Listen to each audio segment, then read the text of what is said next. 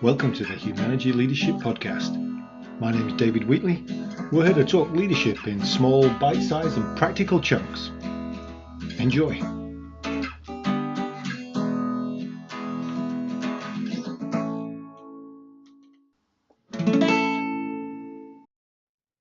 So this episode is yet another of our first Fridays, and the first Friday of every month between 12 noon Eastern and 1 p.m. we have what we call a leadership discussion or a work session where we share some information, and we also have breakout rooms that have a good chat about it. So you're more than welcome to sign up for that at humanergy.com. This one is presented by Corey Fernandez, and he's going to be talking about the setup box of what great teams do great. Now, we do this on Zoom, and you can normally see the slides. And if you want to see the video version of it, you can go to Humanergy's YouTube site and see that. Because of the nature of it here, there's a couple of gaps where Corey's leaving a slide open with a list of information, and you'll hear me pop in and read that information. So I will share that in as we go through the recording. And once again, if you want to see the visual of it, you can find that at Humanergy's YouTube site. Here's Corey. So Humanergy has been around now since 2000, and we've asked a lot of teams the question that you came into the room with: what do great teams do great? We've asked a lot of teams, a lot of leaders to help us understand what do great teams do great. And we've taken notes over the years. And as a result, as Mimi mentioned, that has been the basis of this wonderful book, What Great Teams Do Great. It's a great read. You could probably pick it up and take care of it in a morning or an afternoon or an evening. And what we've found is that there's great patterns that we can learn from the highest performing teams and some of the lower performing teams. And so what's a worthy starting place is to think about every team is on the hook for planning work and doing work. That's kind of our job, right? We have to plan work and do work. If we're not moving work along, if we're not following through on our assigned responsibilities, we're not going to be employed for too long. Our team's not going to be around too long doing the work that we're trying to do. So we have to plan work and do work. But what that also looks like is that the best teams, what we learn is that they actually are doing something more. It turns out planning work and doing work probably isn't enough to be really leaning in to your best performance as a team. And so what we find is that the best teams, they start more upstream, and they make sure that they focus on their setup. And these are having meaningful conversations around who are we, aligning around what is our external reality, what do we need to achieve and why, what's our charge, our purpose as a team, and what are our non-negotiables? How are we going to support each other, treat each other to make our work together, to make our relationships better as we move along and try to make progress against our goals? The best teams go here because when we do that work, ultimately it informs better planning, it drives better execution. And when we find ourselves as a team, the best ones and the not so great ones, when we find ourselves hitting issues, we all face issues as a team. When we've done that work up front with the setup, it actually helps us either minimize unnecessary issues or help us move through issues a little bit smoother, a little bit easier.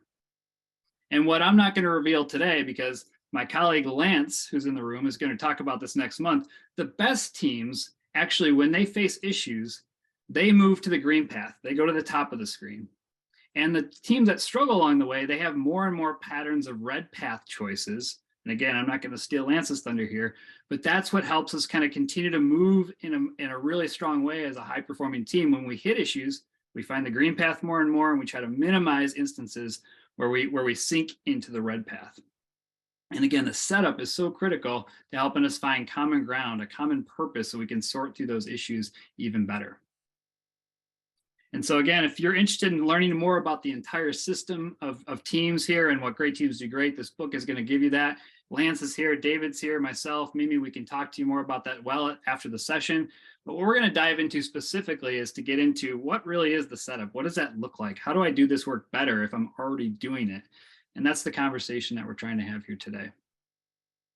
And so if we focus on the first question, who are we? In a lot of ways, this is that space where teams start to bring their individual kind of sight into their team's lives. They try to make sure that their teammates have some visibility into their values, their goals as individuals. It's also important that as we move through a team experience, as we move through our organizations and age through organizations, our health, our family's health is going to have ups and downs. That impacts how we show up at work. Our dependents, our number of dependents, whether it's children or aging parents, can go up or down. That matters to how we show up as a teammate.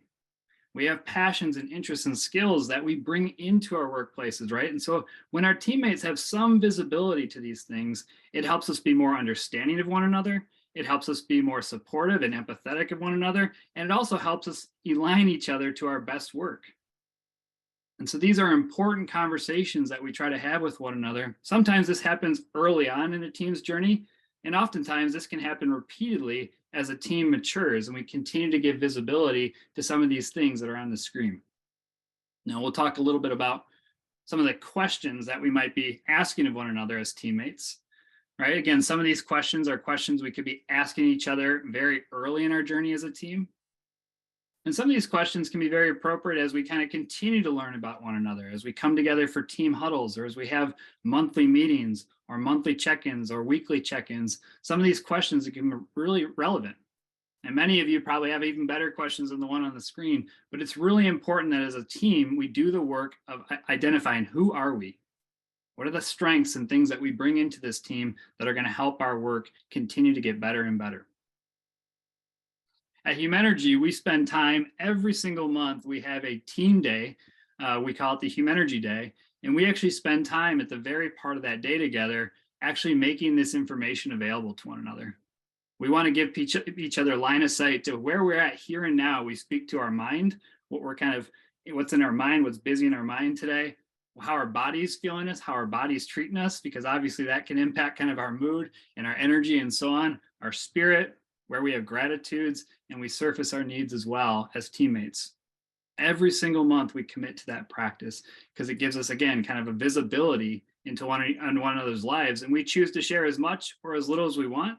It's not a space to necessarily overshare, but it's a space to help each other see who we are coming into that room every single month. I found this recently. I thought this was pretty cool. This is the idea that some teams actually can create team user guides, and they actually can kind of document who they are and what their user guide is, and then they can ask their teammates to document something very similar, right? So in some ways you have a good sense for how your teammate operates and how to best engage them, how to best support them, how to best partner with them, while they have the same visibility with you as well. And so this might be a little small on your screen. I recognize that. So we're going to make sure you have these slides at the end of the session if a user guide is something that's interesting to you when we talk about this idea of who are we. As we move on to the next question, what is our external reality? We find this to be a really important question for teams to get their head around. Because as teams go through the world, right, there are instances in a given year or even in a given week where we're experiencing tailwinds. These are things outside of our control, outside of our team or our organization. And in some instances, we face headwinds as well. And if we're not aligned on that, if we're not clear of that, if we're not actually thinking of some of those things, it makes it harder for us to get our best plans in place to address some of those tailwinds and those headwinds. And so things that can be external to a team, this can be where you have new leadership. This can be where you have an acquisition or merger potentially that's impacting the organization. Systems and technology and processes can get upgraded. We could be having changing structure around us. And all of these are things that if, again, we're not clear on, if we're not aligned on, it makes it harder for us to actually identify what goals are most important to us, given this reality, given this context outside of our team. I highlighted technology because obviously in our world today with Zoom and Microsoft Teams and so on, these are platforms that largely are still being figured out, and we're still trying to use those to the best of our ability. And I think it's important work that teams are constantly turning to technology and other topics like these to better identify what's pushing against them and how do they need to respond to those types of pressures. Outside of our organization, here's a few, right, that influence how we think about our work going forward. The Humanergy team, I think all of us can remember back, and so many of you can as well, back to March of 2020, where that public health crisis was alive and well. And we had to stare that down, repeatedly and better understand that reality to then better adjust our plans, our goals, what we were trying to make sure would happen in that year, as much as that year was unknown. And so that was an important kind of alignment conversation for us to get our head around. And again, these are some other ones, right, that are coming into our workplaces. And some of these are here to stay for a long, long time. So we can choose to have conversations around these topics, right, that help us better understand our reality, our context. Or in some cases, teams can just get busy planning and doing, and we have our blinders on. And in that case, right, we limit our ability to actually see the world more clearly, to adjust ourselves more clearly to it, and perform better as a team. The next topic we'll go to is around what do we need to achieve and why. Oftentimes this becomes the team's kind of true north in a lot of ways. This is the way that the team kind of really understands its charge, its purpose. For the Humanergy team, we spend a lot of time thinking about our purpose, thinking about our charge, thinking about what our true success really looks like. And what we want to achieve is this. We revisit this annually at the minimum, but oftentimes we keep this in front of us every 3-4 months or so to make sure that we're following through on this, that we're honoring all these things that are important to us as a team. And these are the things that we think make us unique as an organization. And these are the things that we think when we're committed to this, they help us show up better and better for our clients and our communities and so on. I was working with a team not too long ago. This is a project team now, not an organizational team. And their purpose, what they needed to achieve and why was make the difficult look easy. This is a company that spends a lot of time being awarded commercial construction projects. They're a partner in the commercial construction space. And they went out to bid in the first week of January. They won that bid and they needed to start hanging product in the third week in January. So this project team rallied around the idea, make the difficult look easy. They had to readjust a lot of their workflows. They had to readjust some of their freight and the way they move product across the state just to meet the deadlines and the demands that they were having to ramp up on extremely quickly. And it was an important way for all of them to have alignment around what they needed to do to be successful and support each other and get the job done. Now, here's where it's really cool. If you think about the first question, who are we? And we're having those types of conversations well, and we're aligned on what we need to achieve. In some instances, what we need to achieve might look like this. Make the difficult like easy and get Abby to her dad's daily physical appointment by 4 p.m. Let's just say Abby's dad has had some illnesses and has to make sure that he's ramping back up on his health. She's committed to that. We're committed to helping Abby be successful. And our purpose now is elevated to not only get the job done for our customer, but also get the job done for our teammate. And that's where we can find common purpose, energy, right? To really support each other as teammates. The last one we'll speak to here, and then we'll go back into our breakout rooms in just a moment, is around what are our non-negotiable behaviors? As we think about this one, this is often kind of putting a line in the sand and saying, these are the things that we want to honor, commit ourselves to as teammates. These are the non-negotiable behaviors that'll help us better. And if we cross on these things, if we cross that line in the sand, we need to have a conversation. And so what we often find when teams are doing work together, it's important to spell these out. And these are some examples of what some of these might look like.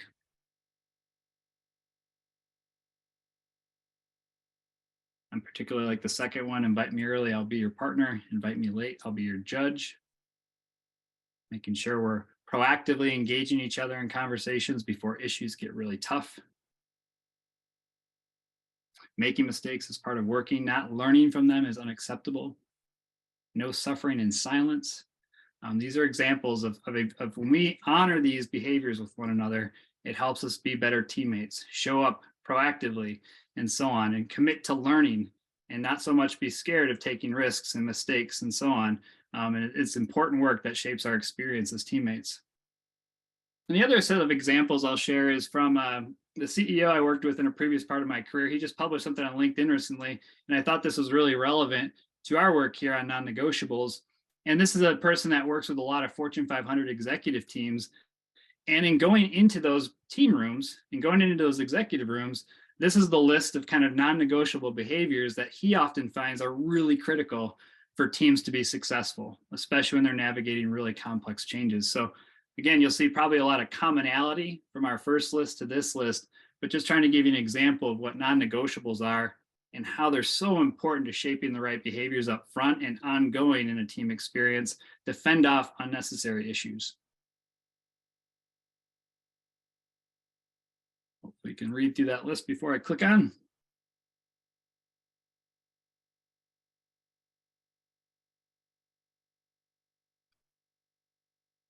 And with that, this is a final piece I wanted to bring up around the setup. When we're doing this work well, when we're having these conversations up front in our team experience, and we're revisiting some of these conversations and so on throughout the lifetime of a team, it activates a contextual and emotional intelligence. And in doing that right, it helps us be better planners, better doers, and better problem solvers. And I think that's the importance of the setup and why it's so critical and why we lean on it so heavily when we work with teams, and why What Great Teams Do Great features that as a core part of the book as well. So that was Corey talking about the setup box of What Great Teams Do Great, and What Great Teams Do Great is available at all good bookstores.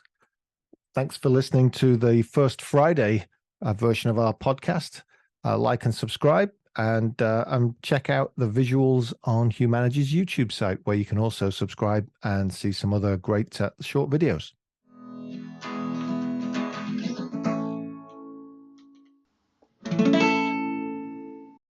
That was the Humanergy Leadership Podcast. My name's David Wheatley. For further information about Humanergy, go to humanergy.com or check out our latest book, What Great Teams Do Great, from all good bookstores. Have a good one. Stay healthy.